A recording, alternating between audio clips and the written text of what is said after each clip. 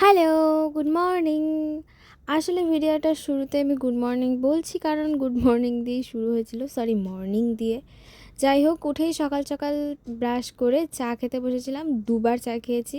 দেন আমরা এখন যাব মোহনায় ঘুরতে এবং আসার সময় স্নানও করে আসব, তাই আমরা সোজা মিটিং শুনে ডিরেক্ট চলে গেছিলাম মোহনার উদ্দেশ্যে। আর এতটা ভিড় ছিল সেদিন, কারণ স্নানের আগের দিন ছিল হয়তো সেই দিনটা, আই থিঙ্ক পৌষ সংক্রান্তির আগের দিনে স্নান।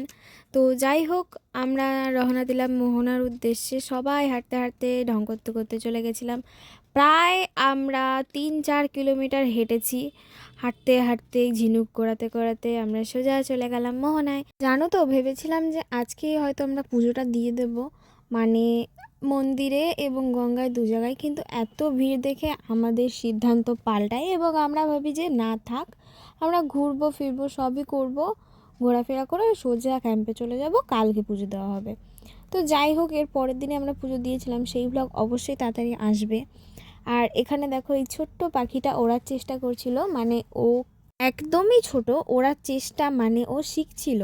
তারপরে ঝিনুক টিনুক আবার কিছু একটা কুড়িয়ে আমরা জঙ্গলের ভিতরে ঢুকে যাই। জঙ্গল না, কি বলে আমি এটাকে জানি না। তো এখান থেকে গাছপালা সৌন্দর্য অনুভব করে আমরা সোজা আবার চলে আসি স্নান করার দিকে। এই যে ক্যাকটাসের খোঁচা খেয়েছো কখনো? তো তারপরে আমরা স্নান করতে নেমে যাই। ভিডিওটা আর কেউ করতে পারেনি, ফোন তো নিয়ে অবশ্যই নামা যাবে না। তারপরে ক্যাম্পে এসে সোজা খিচুড়ি খেয়ে নিই, কারণ সেদিন ছিল একাদশী আর মায়েরা কিছুই খাবে না, ওই সাবু ফল এই খেয়েই কাটাবে। তো চলো, আজ এইটুকুই, আসি।